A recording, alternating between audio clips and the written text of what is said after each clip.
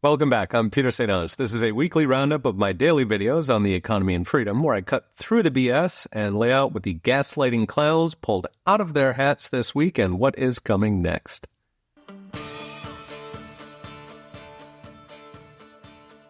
A new poll says Americans now overwhelmingly support Donald Trump's economic agenda, even if they don't like him. This matters as the Uniparty Congress gears up to fight Donald Trump because it means they're not fighting Trump, they are fighting their own voters. The numbers come from a new CNBC All-America poll of 1,000 Americans that found that 41% of Americans still oppose Trump, with 54% now supporting him. But what's interesting is when they ask about specific policies, support for Trump's agenda goes through the roof.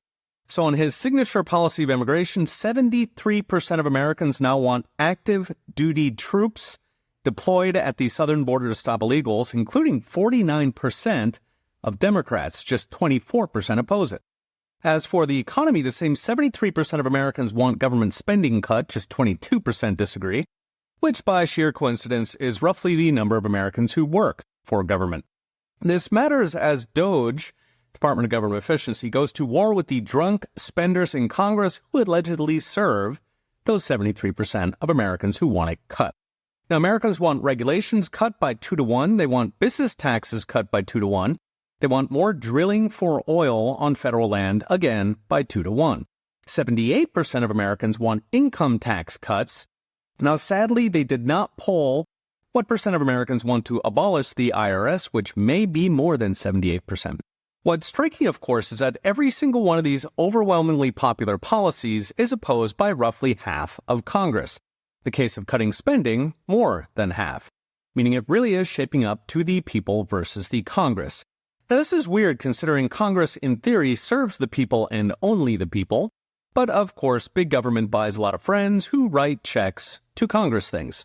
So if it boils down to the people versus the donors, the special interests, whether it's wars and low-wage donors importing an army of migrant wage slaves, or left-wing activists who literally get their paycheck and fund their riots from taxpayer pockets.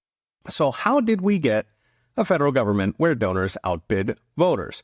In short, mainstream media put a fist on the scale, gaslighting voters into a federal government where no donor is left behind. But one of the starkest lessons from the 2024 election is the fading power of that legacy media.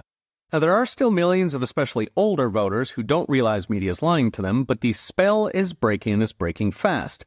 When 3/4 of voters say they want the entire Trump agenda after 8 years of nonstop media demonizing Trump, the end is nigh for the uniparty media. So what's next? The American people are rapidly coming to the conclusion that whether or not they like Donald Trump, they very much want what he's promising. Smaller government, less taxes and regulations, cheap energy, and of course control over illegal migrants. At this point, the key is for those of us outside the legacy media to do everything we can to remind Congress who they work for, the American people. And as the American people start to see the results, the higher wages, lower inflation, safer streets, and cheaper mortgages, that consensus becomes overwhelming, and eventually Congress steps aside. As been said, politics is the art of finding a parade and getting in front of it. The people have spoken. Congress needs to get in line or get primaried to oblivion.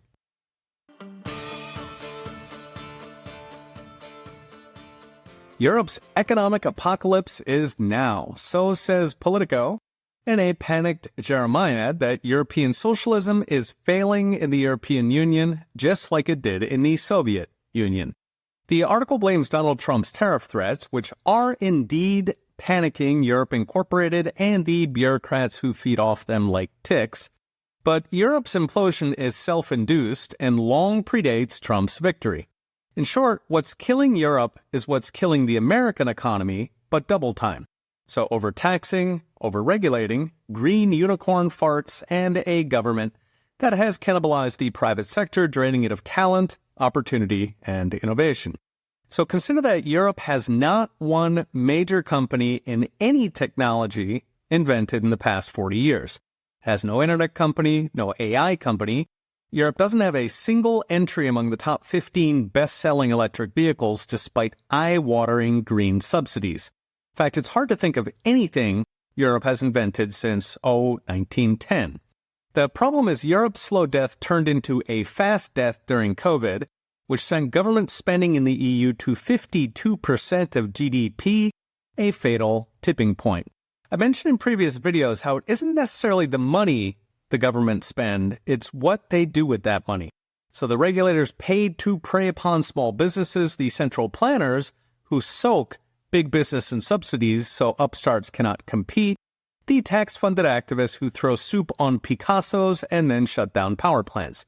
In Europe's case, all that money bought all of it. So we can take Germany, formerly the engine room of the European economy. It's been in recession for 2 years, layoffs are soaring, bankruptcies are rising double digits, and the main employment index just hit its COVID lows. In U.S. terms, Germany is losing 1 million jobs per year. The crown jewel of the German economy, automakers, are currently mass announcing layoffs that come to 1 in 10 workers in the entire industry. It is imploding before our eyes. Germany's flailing companies are up against regulation that makes producing in Germany uncompetitive. They're up against labor costs, which are driven by labor regulations, and energy costs, which are driven by Germany's out-of-control Greens who shuttered coal, shuttered nuclear, and are now trying to run the country by grinding up trees, so-called biomass, while begging for top-dollar energy from its neighbors. To give a flavor, Germany recently jacked energy prices tenfold because it was cloudy and the wind was not blowing. Try running a steel mill on that. Even in normal times, industrial energy costs over twice what it does in U.S. states like Pennsylvania or Ohio, who can still use coal. So what's next? As Politico puts it, if Europe remains on its current trajectory, its future will be a decaying, open-air museum for American and Chinese tourists. What Europe needs is to radically shrink its governments, national, regional, and the federal oligarchy in Brussels. At the moment, they're miles from that, instead focused on yet more stimulus packages for big business and, of course, locking out populists. Still, change is coming because Europe's hospice economy is about to get a major shock from Donald Trump. So Trump lowering taxes and regulations or imposing tariffs would open a floodgate of European companies fleeing their sinking ship for safer shores in America. That would leave millions of layoffs behind that could turn Europe into a political tinderbox.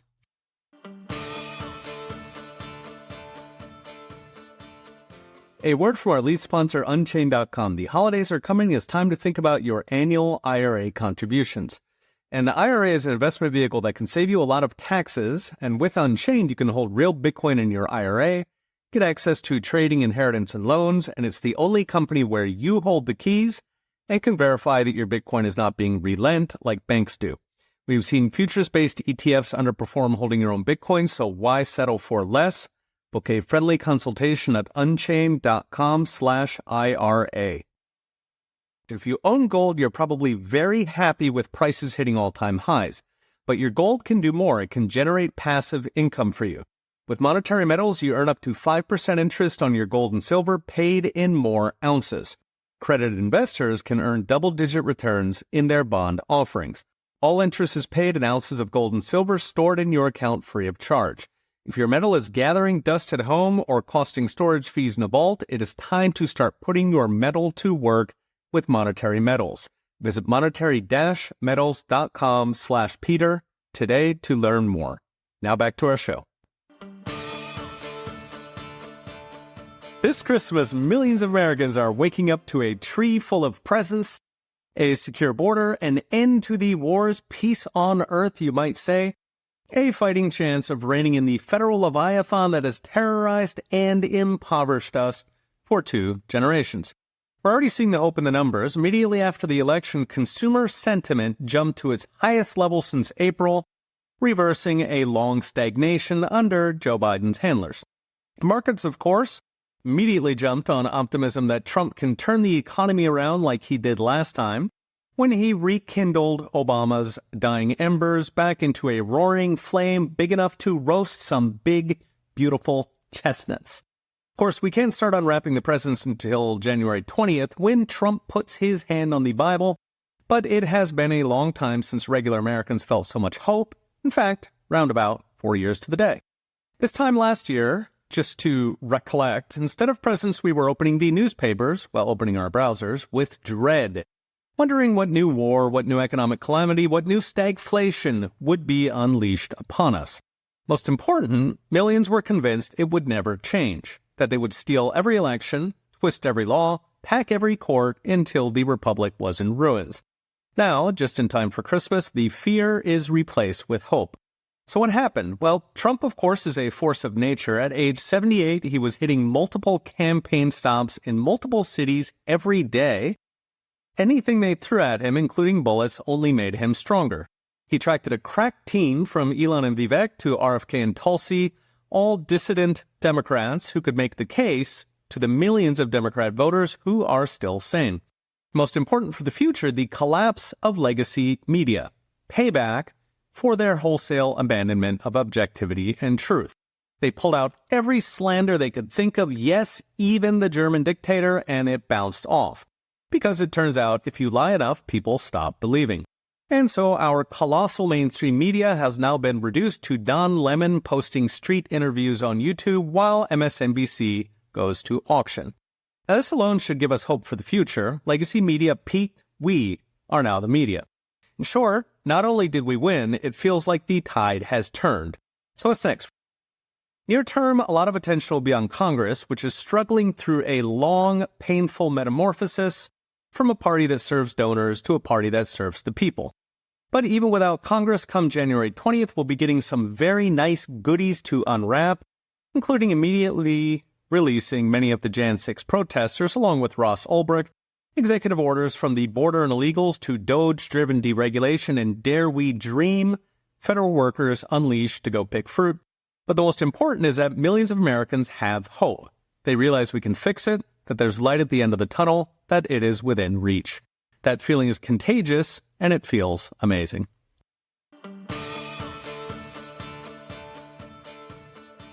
Chainsaw-wielding anarcho-capitalist Javier Milei has made Argentina great, using the same tactics Trump, Elon, and Vivek hoped to accomplish with Doge. Now, Milei is doubling down with even more radical reforms. So in recent videos, I talked about Milei, how he cut 1/3 of government spending in Argentina, which is equivalent to over $2 trillion in U.S. terms. This represented nearly 6% of GDP, yet the economy shrunk just 3.5%. In other words, the private sector immediately grew enough to cover half the GDP hit. Now, a year later, JP Morgan says Argentina will grow by 8.5%, at which point the private sector will have made back 2 times what the government workers were costing, with much more to come. Now, taking a chainsaw to Argentina's bloated state balanced the budget. It brought inflation from 13% a month to just 2.4%, sent Argentina's bonds up 85%, and Argentinian stocks up 125%. The Argentinian people have noticed Milei is now one of the most popular leaders in the world, just behind fellow populist Nayib Bukele in El Salvador. Now, most presidents might call it a win and coast the rest of their term. Milei is doubling down because he actually cares about saving Argentina. In a recent televised address, Milei announced a raft of reforms he's going after next. These include a 90% reduction in the number of taxes, so instead of paying 41 different federal taxes, you might pay 4. They include a de facto dollar standard, which shutters the central bank money printer, so Argentinians will be able to buy, sell, invoice, and save in dollars. Pesos are only for paying taxes. He embarked on a, quote, ruthless audit of regulations to free up the economy and, quote, eliminate agencies, secretariats, undersecretariats, public companies, and every state institution that should not exist. Beyond that, he's cracking down on crime, inspired by his friend Bukele in El Salvador, and he is mapping out construction of nuclear reactors so Argentinians can have cheap electricity, while Europe struggles to make do with dinky windmills. The globalist mothership New York Times, of course, was horrified. They did grant that Milei, quote, tamed the economy, which is a rather understated way to say rescued from hyperinflation. But the Times was a lot more interested in laid-off government workers and reduced government handouts to universities, the mothership of the mothership. They even complained how Milei didn't close the central bank on day one, which of course would have set off a financial crisis that the Times would have gleefully seized upon why freedom does not work. Now, Javier Milei has been a near-perfect real-world illustration that the policies of Trump and Doge work. Lower taxes, lower regulations, lower spending. And Milei's popularity shows that even with the initial hit from lower spending, they'll win popular support as the economy roars, even in the face of hostile media, because eventually people believe their wallet. So what's next? You'd think after a century of Marxism, it would be obvious that shrinking government, cutting taxes and regulations, and freeing up the people both works and is popular. But of course, the two salient facts of big government is 1, it does everything bad, 2, it buys a lot of friends. Those friends of big government destroyed Argentina. They were busy destroying America, but the tide is turning. Now, Milei's already been an inspiration for Doge. He'll be an inspiration for other voters and leaders across Latin America, and apparently, he's only getting started.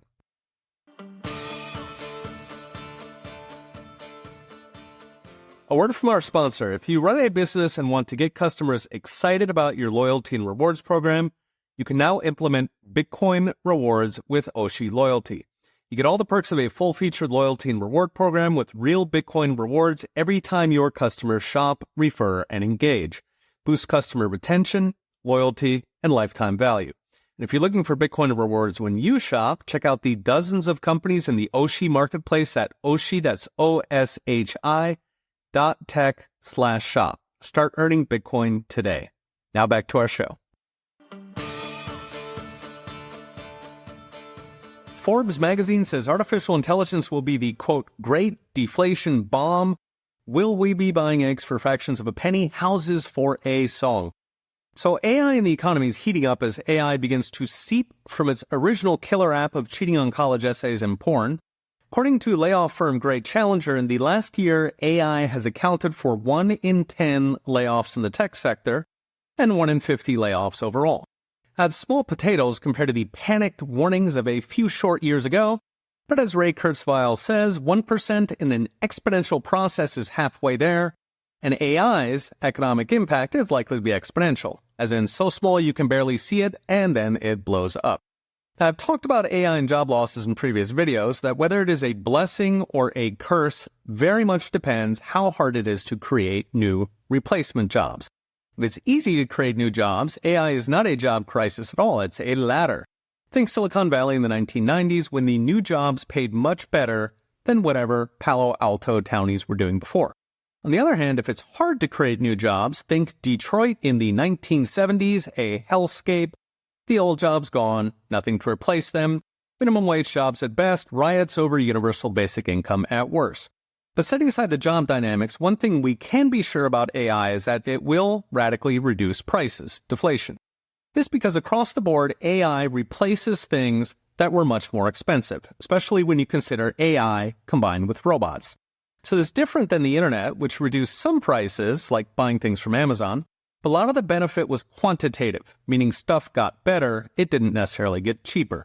After all, the 1990s internet could not run a factory or a chicken farm. It couldn't drive you to work, deliver your supply chain, or produce historical documentaries with a one-sentence prompt. So yes, we could conceivably get eggs for pennies, meaning if we did the jobs thing right, it is a utopia with AI up there with the mechanization of agriculture or fire itself as one of the most amazing things to happen to humanity's quality of life. On the other hand, if we did the Detroit thing with the jobs, making it hard to create with regulation, licensing, and taxes, we become a continent-sized Detroit of former middle managers warming their hands in steel drums made of rusted-out windmill turbines.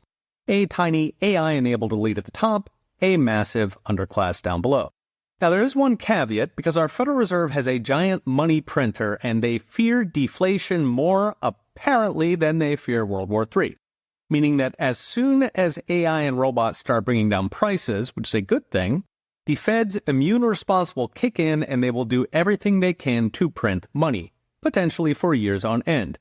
Now, aside from what easy money does to the economy, that will make assets boom.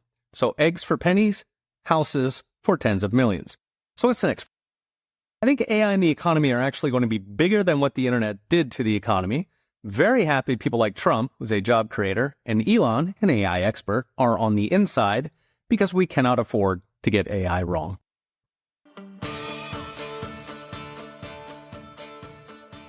Thanks for tuning in. Remember to subscribe so you don't miss an episode, and go to petersanons.com for daily videos and in-depth articles with charts and all the gory details. Okay, we'll be watching. See you next time.